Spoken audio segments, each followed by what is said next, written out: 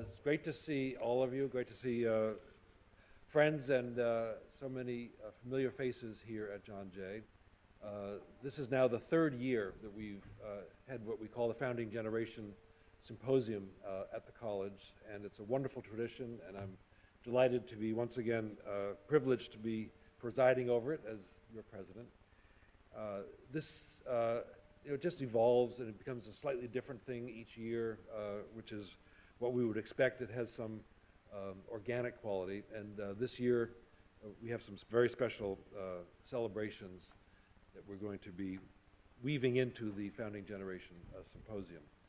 I want to say at the very outset that we have, where's Alex? We have a class coming to use this room at? It started at 5:40. Since we are an educational institution and that's our top priority, we're going to, I don't know how we're going to manage it, but we're going to hope to be out of here at 5:40. Yeah. So that's our, we have a drop dead date or time, and it's for a very good reason. I do want to start by acknowledging that we lost a member of our family, many from time to time, of course, but particularly sort of a member of our founding generation. When we see the film, if we see the film today, which we might not be able to do, you'll know who I'm talking about. Lorraine Colville passed away this year. And she was a stalwart member of the John Jay faculty and family, I knew her from her political side of her life, and she was really a stalwart member of the Democratic politics of Manhattan. She worked for John Lindsay to Ray Kelly, right? There's a spectrum of leaders of our city that she was very close to, and we're sad to acknowledge her passing. So the special event that we're very proud to be hosting this year as part of the Founding Generation Symposium is a talk by Hank Scheinkopf. So I'm going to introduce him in a second and tell the story of how this came to be. And we asked him to come and connect the Founding Generation years to the current day through a narrative on the work of Arthur Niederhofer. So this is, I can't wait to see how this all works. Hank, as you'll see in a second, and I'll talk about him in a bit, is one of those so big thinkers about New York City politics and New York City policing in particular, and has a connection to John Jay, which of course we're proud of. But the idea that he's going to talk about the Niederhofer legacy is a particular moment for us to treasure. So we'll put that connection together in a second. But we're also integrating into the Founding Generation Symposium the award of the Niederhofer Fellows Award and the award of the Jim Fife Fellowship. And Candace McCoy will be here to make that award. Jim is Candace's late husband. She's a very distinguished member of our faculty, and she, in his honor, has created the Jim Fife Award. So we have Jim Fife from the Founding Generation era, Arthur Niederhofer from the Founding Generation era, and Elaine, and Hank Scheinkopf from the Founding Generation era. So that's the plan. You with me? We're going to do this? Does it sound like fun?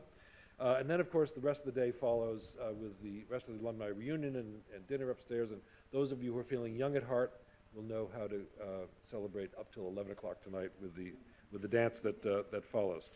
So so that's the plan. And we'll do the Scheinkopf piece first, and then I'll invite Candace to present the Jim Fife Award. And we'll invite the Niederhofer family. We have two of the Niederhofer kids here. Kids is a relative term, right? Roy and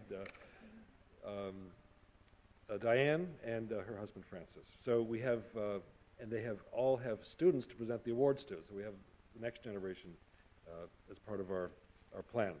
So if you're all still with me, we have a lot of things that we want to do. In a short time, we have a class coming at 5:40. So we're ready to let it rock and roll.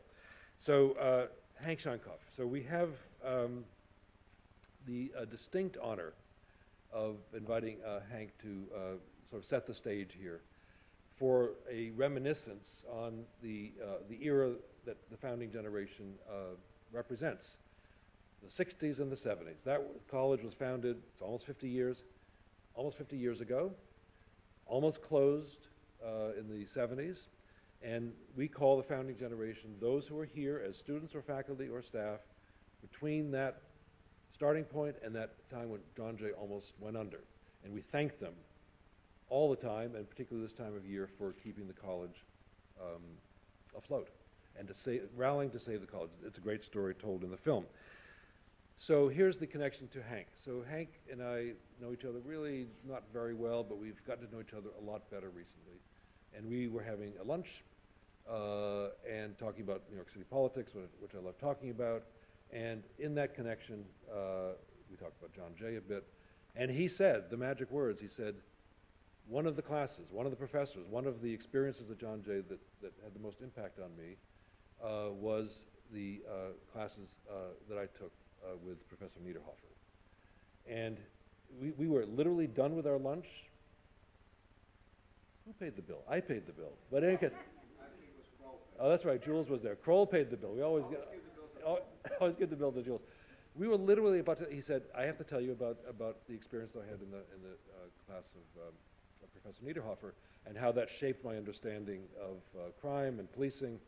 And so we had another 5 or 10 minutes, and I said, would you come and tell that story at greater length at the Founding Generation Symposium? He said yes. I then, a year ago, maybe or so, I had the experience of watching the award of the Niederhofer Fellows Award and said to Diane and her brothers as they were there, I just met Hank Scheinkopf, a well-known political commentator who was recounting how important your father was in his thinking about these issues, and that resonated.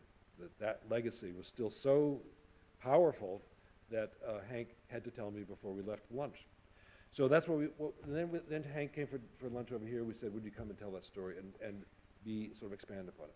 So here's Hank Scheinkopf. Hank has a John Jay degree. That's all wonderful. He has a rabbinical degree. He's about to get his PhD. He doesn't stop going to school, this guy. It has something to do with, I'm assuming, your upbringing, a hardscrabble kid who sort of barely made it out of tough circumstances. Education, he would say, but I'll say it for him, is one of the things that sort of put him on a track to being one of the internationally renowned political consultants and commentators of our era, and certainly of our city, and is very well respected, somebody I always listen to when we're trying to figure out what actually happened in politics or what's about to happen in politics. So we've asked him to come here and put on his PhD hat. It's not quite awarded yet, it's almost there, but to think back about the 60s and the 70s crime and policing in New York City. Please join me in welcoming Hank Scheinkopf.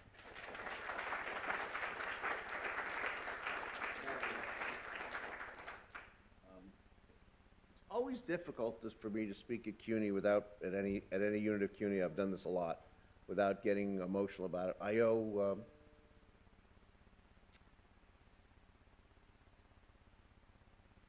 a lot. Without CUNY, I would have never gotten an education. Without the LEAA, I would have never gotten a master's. And I don't think that I would have ever gotten out of the South Bronx. And when I look at the difference between me and other people, my perspective is somewhat different because although I've been to the White House and worked for heads of state all over the world, I cherish more strongly the roots that I have in this university and this institution and the other two institutions that have awarded me with the degrees that I worked for. Now on to Arthur Niederhofer. I remember taking the qualifying examination for my master's, and I called Professor Niederhofer and I said, when are you going to post the grades? And he said, Mr. Scheinkopf, calm down. He says, you know, they'll be here soon enough. And I hocked him again, and sure enough, the grades were up, and I passed, and I was out. Somehow, often when you go to school, you think about the professor who did that, and especially in graduate school, and you don't think about them much. When you think about American policing, and you think about the state of the city and its police force today, and you think about what was, that if you lived through the 60s, or if you were involved with law enforcement in the 70s or 60s, you have a very clear sense about what Arthur Niederhofer meant, particularly if you were at this institution. I made some notes for a 45-minute lecture, which is now going to be about 12, so I'm going to do the best I can. If you think about the 1960s in context for a second, the three most important forces in American law enforcement were D.A. Hogan, among whose major interest was morality and crimes that included being a drug addict and working at a cabaret, and having your cabaret card pulled, or policing Lenny Bruce, or a whole bunch of other things that policemen really were not equipped to do and should not be involved in doing, local police. Harry Anslinger, who was head of the Federal Bureau of Narcotics, who, in order to remain in power, continued to demonize marijuana, its use, something that policemen spent a lot of time doing when they could have been doing, and policewomen could have been doing other things. And the third force was J. Edgar Hoover, who was much more interested in worrying about communism, which was a form of morality, than he was in worrying about organized crime, which was costing the public extraordinary amounts of dollars and destroying confidence in law enforcement. Into the world of the 1960s, we ought to start with the Wagner administration in New York City, 1953 to 1965, until John Lindsay was elected that fall. John Lindsay took office in January of 1966, yeah. New York City in 1964, on July 18th, an off-duty police lieutenant named Gilligan on the Upper East Side of Manhattan is made aware of I don't think it was ever clear, even in the grand jury investigation, arrest, was made aware of a confrontation between three young black men and a superintendent of a building on, I think it was the 80s on the East Side. It's alleged that one of the young men, a fellow named Powell, pulled out a knife. Lieutenant Gilligan, to defend himself, took out his weapon and shot Powell 3 times. He died. Funeral was 2 days later, and there was a march held to the precinct by the local community, and the next thing that happened was rocks and bottles. The tactical patrol force was put into use, and the damage to the city 6 days later was extraordinary and overwhelming. It was a so important and signal event, and Arthur Niederhofer was retired at the time, but he was. If you want to understand the era in which he operated, you have to understand what's going on around him. 2 years later, New York City still, by the way, was in the throes of its own extraordinary changes. The destruction of Tammany Hall. On Tammany, if you read some of the literature on Tammany Hall, police officers were referred to often as bagmen simply for Tammany public officials, Tammany elected officials within the Democratic Party, which was kind of atrocious. But New York City, like every place else, was going through the extraordinary social revolution that was called the 60s. The concerns about civil rights, gay rights, the creation of new social movements, the women's movement, all of them impacted directly on police officers. Because the great, I think, contradiction that Skolnick pointed out in his work about really what is law and order and what does that mean, and do you sacrifice democracy for that, was something that cops had to deal with on a daily basis. It wasn't that they weren't conscious of it. They did their jobs. Their job was to maintain order first. That's what Gilligan went to do, and that's what those police officers went to do when they stood outside that precinct to protect the precinct and property from the mob that had descended on the precinct in that riot. But things got worse. Newark erupts. There's 300 riots after the New York City riot of 1964 throughout the nation. Newark being among the worst. Detroit, where millions, tens of millions of dollars of property were destroyed. Lives were lost. The Watts riot was a clear balance of policing styles, the military style on the West Coast that James Q. Wilson wrote about so well, and the service style of the East Coast, which he also identified, both in conflict. And the result of that, by the way, just as an aside, was that the military school dominated Los Angeles LAPD operations until, frankly, 1992 with the Rodney King riots. Now, I was there in 92. I worked for the Los Angeles Police Protective League, and I told them after looking at polling data that if they got rid of Chief Darrell Gates, they would absolutely survive as an entity, and they didn't, and it turned out to be very bad for them, Bratton coming in ultimately to clean up the mess and doing a very good job at it. But these two operating styles were very different. Police were being asked to do something that they were not equipped to do, nor trained to do, nor able to do, and unfairly so. They were there to control the communities and to make sure the unrest remained under control for all to see. And the job that Niederhofer saw was something quite different. If you read Behind the Shield, which I 50 years later and 30 years later, more than 35, well, almost 40 years later after I read it the first time, when it was published, which was published 50 years ago, 40 years after I read it the second time. What you see is a man who has a clear belief in democracy, who has a strong sense of the efficacy of policing, who feels very strongly about the need for relationships between the community and the police overall, who sees a need for an end to confrontation, and a redefinition of police in the modern era, much like Skolnick talked about. Niederhofer is less critical, I think, of police operations overall. Skolnick is much more critical, and his findings and his criticisms, frankly, kind of balance off what Niederhofer wrote. They're two faces of the same coin. If you put it in the rest of the context,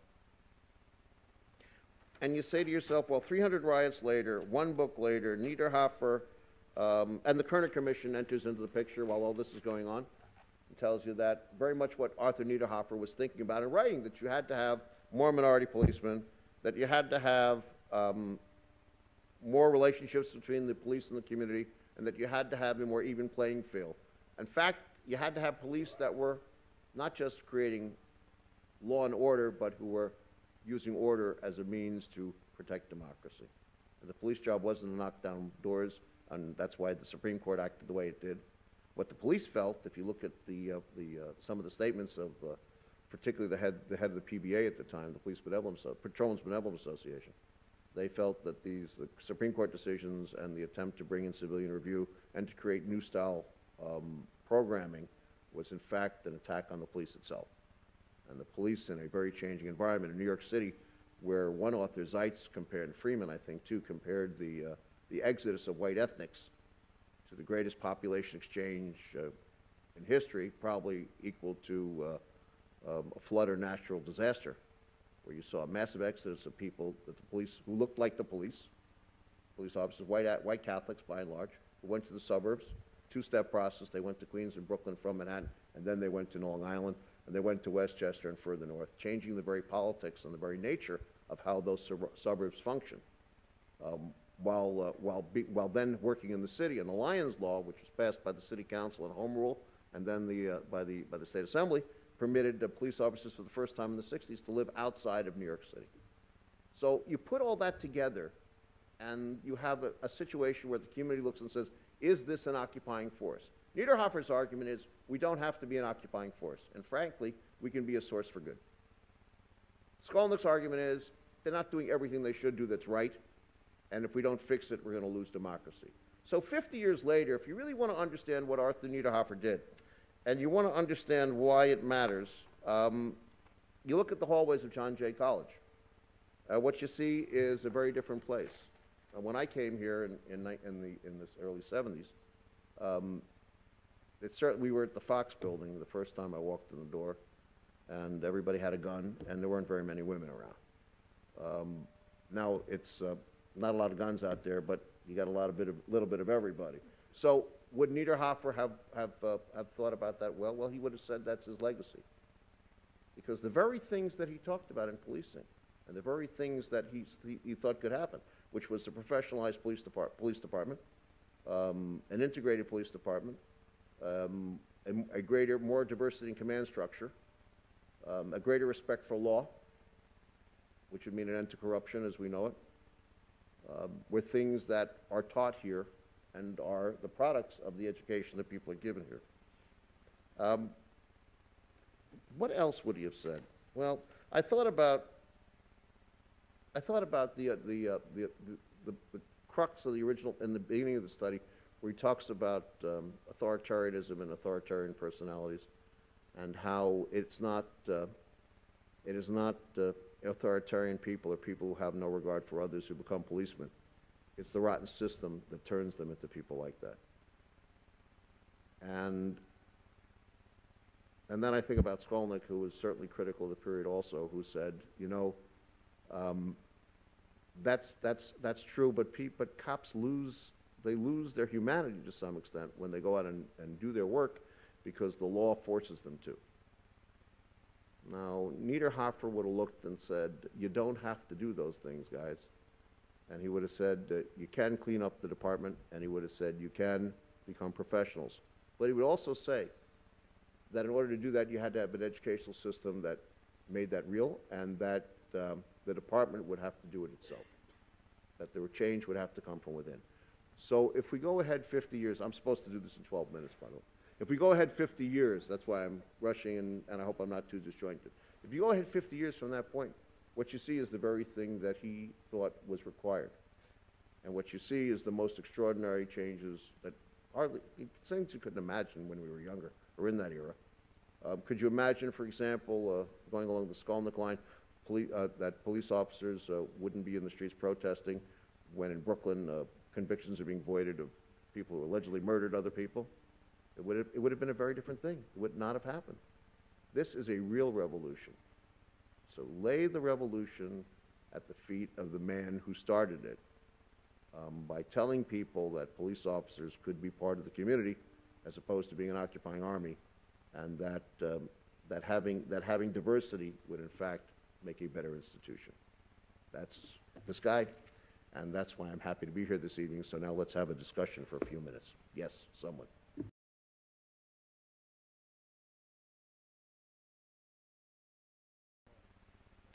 I think that if you look at, let's see, Paul Scrivain, who was the president of City Council at the time of the Harlem riots, I believe, yeah, that's true, blamed the violence and what he saw as the violence and the illegal activity on communists.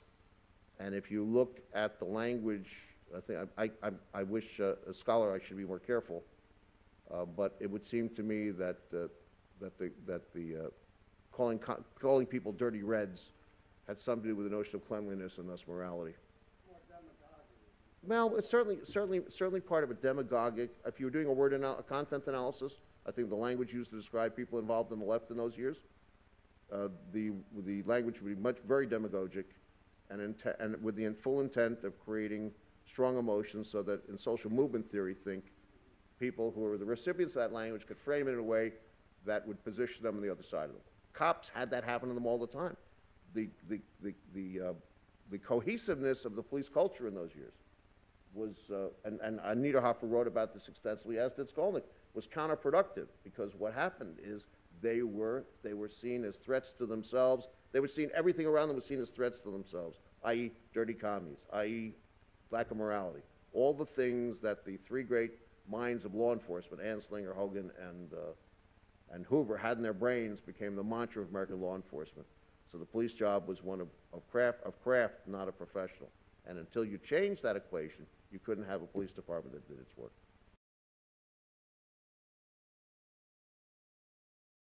One of Niederhofer's points was that again, this argument that the police had to change, that the department, the quote is, I think, the department, if it chose to be a professional place, would have to change itself. John Jay College gave that opportunity to police officers and law enforcement people from multiple agencies in order that they would be able to get the kind of education that would give them the opportunity, frankly, and Niederhofer's way of thinking about it is great sociology and also great politics, although he didn't realize it, that by creating an educated class of law enforcement personnel who would then take civil service tests for promotion, you would change the nature of the institution. And he notes that very clearly. And that's pretty extraordinary. That is pretty extraordinary.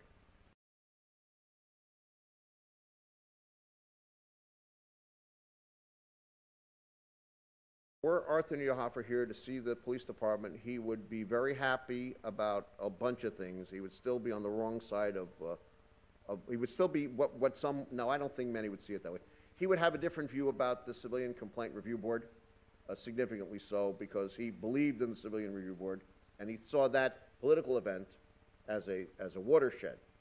The fact that it was defeated was not as upsetting to him, based upon what he wrote, as the language used in the defeat, because he saw that as absolutely polarizing and extraordinarily negative. If he were here today and he were looking at this, he would see a very different police department. He would have participated. He would have understood the Knapp Commission and why it occurred, because the department did not move fast enough to change itself. Truthfully, I think any historian of the department, when anybody who knows anything about cops and the internal structure, it took too long for things to wash out. It's a generational issue. And he would have looked and said, okay, we won through that phase. Now we have a diverse place. I mean, the appointment of Lloyd Seeley, for example, right after the riots, to be the CO, commanding officer of, I think, the 2-8, right, in Harlem, was an extraordinary event. That heralded the change to come. And people who care about the profession didn't just saw it less as craft and guild, which both Skolnick and Niederhofer talk about, than as legal service. The era of illegal activity by policemen and policewomen, well, there weren't many policemen, but police officers came to an end, at least sanctioned illegal activity. I think he would say that that was good. I think he would say that not allowing informants to be living in your house was good. I think he would say that not paying people off with illegal drugs was good. I think he would say that getting out of the KG, known gambler business, and getting into the getting in the gun dealer business was a better business. I think the reforms of getting cops out of the vice business on the local level, which resulted in a good deal of corruption, and the destruction of the plainclothes system as it existed in those eras. And I remember guys I knew had friends who were among the last Knapp Commission cases, whose careers were on the line for things they hadn't even remembered they did when they were young cops. It was a terrible, terrible thing. He would have said that was wrong, but he would have said getting police out of those businesses and out of the morality businesses, which created environments for payoffs and for other kinds of behavior, was good. So he would say, overall, the changes have been good. And I think he would also say, as you improve police-community relations, you reduce the probability of riot. Okay? But he would also say, finally, that we probably haven't done enough to change societal conditions that produce the problems in the first place. He had a more holistic view.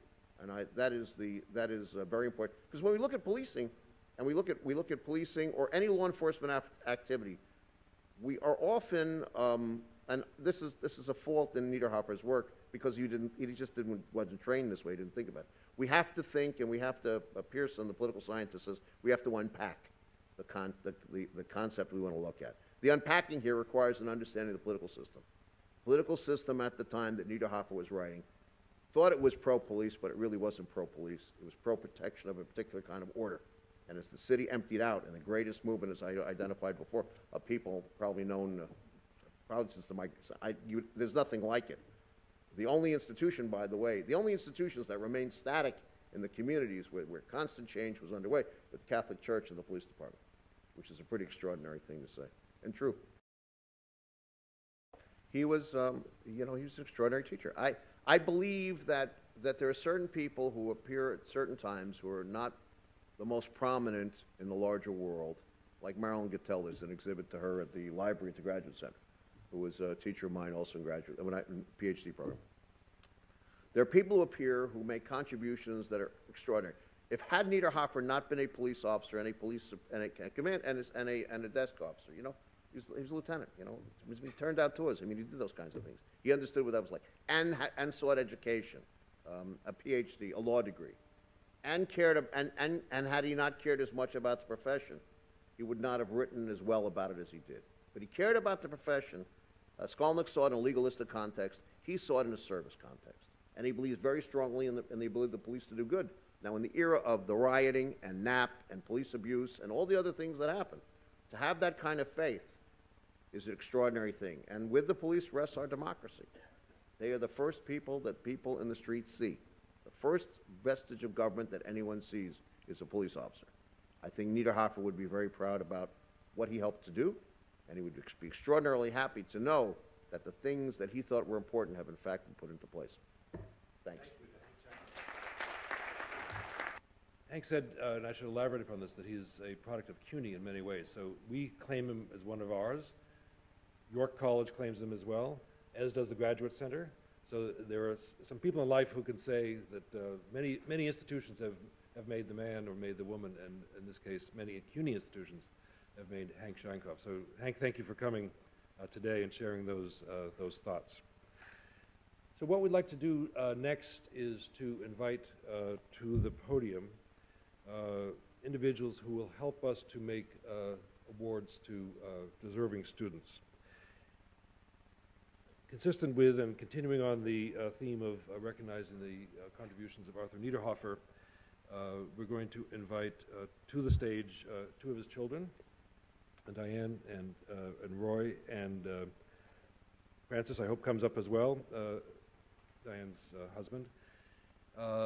Victor couldn't be with us, but we do want to point out that the Niederhoffer family has been a long-standing and continuing presence here at John Jay. First of all, we know that Arthur was here and his wife Elaine. They were co-authors and co-editors of many of his works, and that their children spent time as children, wandering the halls, hopefully not wandering too much, but running around the halls of John Jay. So there's been a long-standing continuity of presence here, and that has been expressed over the years through the award of fellowships in the name and in the memory of their parents. So in a second, we'll invite them here. But we're also going to invite Candace McCoy, our professor of criminal justice, to come as well. Candace and her husband, Jim Fife, just pillars in the criminology society of scholars. And Jim, like Arthur Niederhofer, was a very special individual, and he also was a cop who became a scholar and never forgot that he'd been a cop, and was also willing to be very critical of policing in the ways that Hank was saying that Professor Niederhofer was also willing to be objective about it, stand outside of his profession, and call the shots as he saw them as a scholar. And in Jim's case, he contributed enormously to our understanding about the use of force, and testified an expert in many cases on those topics, and was here as a distinguished professor, and spent time as a deputy commissioner for training at the police department. And we miss him every day. So he's a real giant in our family. Take it away. I'm Roy Niederhofer, Arthur's son, and I'm very, very honored to present these awards. I just have to say one thing. I was one of those kids running around John Jay in the building on Park Avenue South, and one of the things that I loved to do after we go visit my dad's office was going down to Katz's. And my father loved Katz's corned beef, and he always had one. And every time we went, he would tell me the story that he and his partner would have a conversation every time they went when he was on the force. And my father said very proudly that he was the only cop ever to pay for food at Katz's. And I think that was very much reflected in his work as well. And so he really did practice what he preached. And it's also highly appropriate that this presentation is being done in a classroom where my father was absolutely the happiest. The pride that he had when he met students who were really superstars, or even just expressing interest. These were the open admission years later on in his career, and even then there were so many people that were inspired to do great things academically, and he would come home and tell us about them, and sometimes I'd even read people's exams, and I would be just amazed. But most of all, I remember the pride that he had. The students that he had influenced him, changed him, and gave him such joy. And I think if there's one thing I can say, I'm sure that everyone here who has studied, and particularly I'd like to congratulate the 3 award winners. I know that just as you've gotten so much from your professors and learned so much, and I know you have a lot of appreciation for them, I know that they share the same pride from my experience from my father, and you've given them a great gift. And I hope that in your academic careers, your research, and wherever you end up, you will all continue to propagate that gift and receive from your students as well. Okay, so the first award goes to Mark Balcells.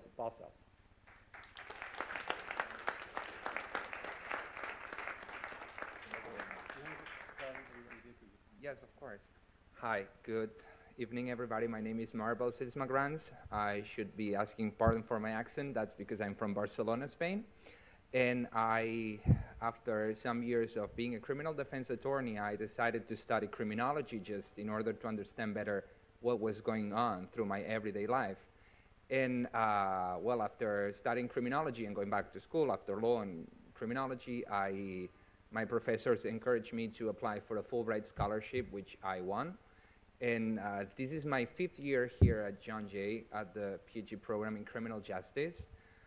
I decided to come here with a blank slate when it came to my previous research, because I had done previous research on prosecutorial powers in Europe, and also on how internet changed completely the landscape of the usage of child pornography. But I decided that if I had the opportunity to come to New York and get my PhD here, this could be a new time for trying new experiences, and not in 10 lifetimes I could ever have imagined that I could end doing what I'm doing right now, which is studying this very interesting field of cultural heritage crimes, or also known as art crimes. My research evolves around the fact of archaeological looting mostly in Italy, and how do Tomb Raiders learn to become Tomb Raiders in order to enact better policies, and also how they can be considered or not considered organized criminals if we are using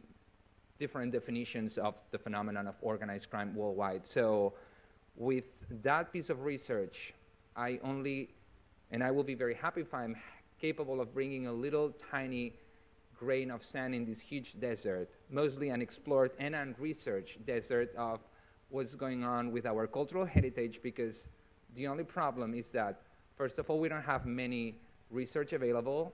Interpol and other organizations keep repeating like parrots every year that the amount of art being trafficked illegally amounts to 6 billion per year. And it's a very, very, very sad scenario. I'm very sad to report, just because that's a perishable good, if you want to call it like this. We can produce more weapons, we can produce more drugs, but sadly, all the art that is being trafficked and it's going into the black market will disappear for good, and we'll never get to know nothing about our roots or where we're coming from. And it's a very serious business. That's the first thing that I learned when just skimming through all the books that have been published in the topic. So I just wanted to thank you for your award, because to me it feels like one of the most important beacons of that so far things are going in the right direction. So thank you very much for thank you.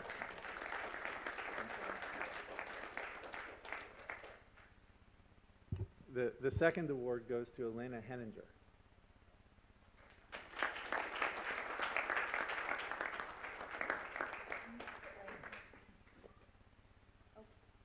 Speaking too. Nobody ever says my name right, so that was wonderful to hear it. Elena Henninger, so I applaud you. A name like Niederhoff. I know, so you understand my pain here. I'm a fourth-year student in the doctoral program, and I'm honored to receive this award. Sometimes students kind of feel like we're lost in the shuffle and nobody really appreciates what we've done, and it was really nice to be recognized for my work. And since we're talking about dissertations, mine is on institutional responses to honor violence. So I recently completed my field work for my dissertation in Turkey and England. I got 4 grants to fund this research, and I'm just looking at how police officers and social service workers kind of respond to victims of honor violence and perpetrators of honor violence, and whether people are kind of discriminatory based on kind of preconceived notions of who is committing honor violence, which is, they blame it on Muslims. So that is what my dissertation research is, and thank you very much. And I think this is the first time in 33 years that we've ever given 3 awards. And it was really, the 3 winners are just equally extraordinary. And while Mr. Bryce Peterson is not available today, I'd like to congratulate him in absentia.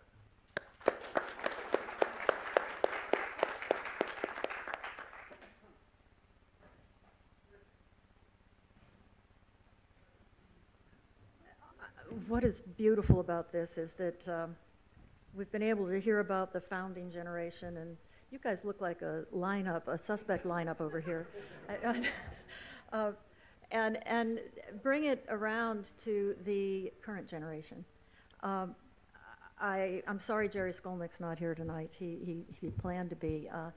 We're here to honor several generations, the founding generation, the sort of middle generation of professors. Jim Fife followed Niederhofer. Jerry Skolnick, a former distinguished professor, wanted to be here tonight.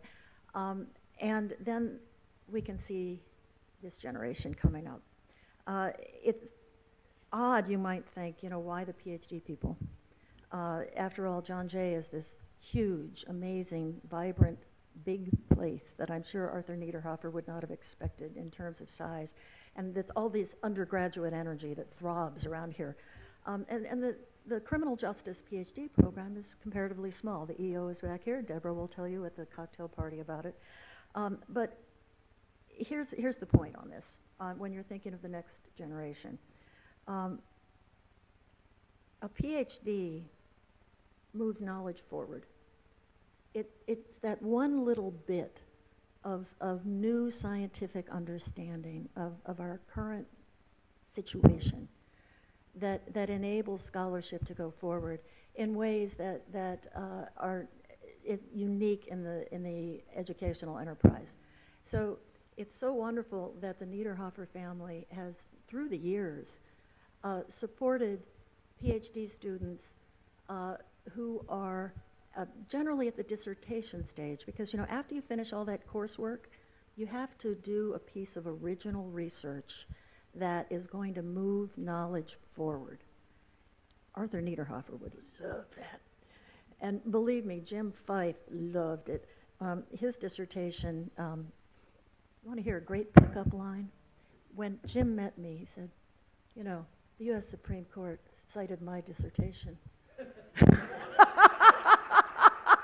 Wait, in the majority. So, sometimes dissertations are very useful. But the point is that it's hard to get that extra little bit of energy, and not little, it's hard to do that final bit. And to have a pat on the back that the Niederhofer family can give, and all of the people who contributed to the Fife Award, which is coming up now. There were many people that contributed to put the fund together, to fund a student for the Fife Award. I'm sure that both Arthur and Jim are really happy about this. So I'd like to tell you about the Fife Award. It honors a PhD student in good academic standing in our doctoral program who has experience as a law enforcement officer before coming to get the PhD. We have given 7 such awards and every year, and generally and every one of them actually, the student should be engaged in preparing, researching, and writing the doctoral dissertation. Several former fellows are here tonight because this is an alumni event. And although I'm not going to ask them to speak, and Gabe, maybe you'll be off the hook, he's going, yeah, nah. Let me just tell you, of the former fellows who happen to be in the room tonight, what their dissertations. Kevin McCarthy is over here. He's writing right now about a history of prosecution of corruption in the NYPD, and trying to explain why every 20, 25 years it seems to come up again. Very great dissertation. Ira Promisel is over here. Ira's his dissertation is about fusion centers and how information about law enforcement gets put together in megadata and analyzed and used, and the policies that should control that. Last year's Fife Fellow, Thidi, and let me get this right, Mahacharoen, yes, close, who is a major in the Royal Thai Police, just successfully defended his dissertation yesterday.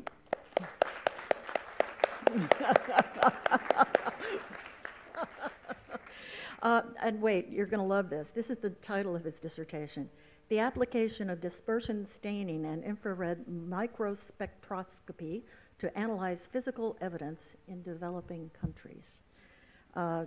This research is going to enable developing countries to have better tests for forensics and court procedure in much cheaper.